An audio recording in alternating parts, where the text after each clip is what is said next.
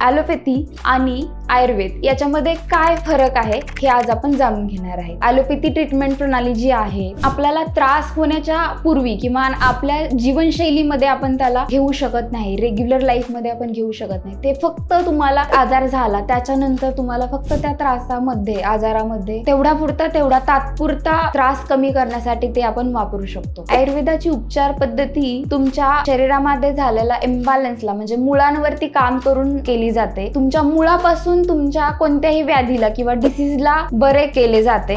त्याच विरुद्ध जर आपण ॲलोपॅथीमध्ये पाहिलं तर ॲलोपॅथीमध्ये तुम्हाला इन्स्टंट रिलीफ देण्यासाठी काम केलं जातं, जसं की पेन किलर, अँटीबायोटिक, स्टेरॉइड्स हे तुम्हाला इन्स्टंट तुमचा जो त्रास आहे ते कमी करतात. ह्या इन्स्टंट आरामासाठी घेतलेल्या ॲलोपॅथी मेडिसिनमुळे तुमच्या शरीराला खूप सारे साईड इफेक्ट्स होतात. आयुर्वेदामध्ये कोणत्याही मेडिसिनचे साईड इफेक्ट्स होत नाहीत, कारण ते मेडिसिन तुमच्या प्रकृतीनुसार तुम्हाला दिलेले जाते. त्याचबरोबर तुम्ही ते प्लांट बेस असल्यामुळे तुम्ही ते डेली रुटीन मध्ये घेत असतात. त्यामुळे आयुर्वेदाच्या कोणत्याही मेडिसिनमुळे तुम्हाला कधीही कोणतेही साईड इफेक्ट्स होत नाहीत. त्याच्यामुळे तुमच्या ऑर्गनला किंवा तुमच्या सेल्सला कोणताही डॅमेज होत नाही.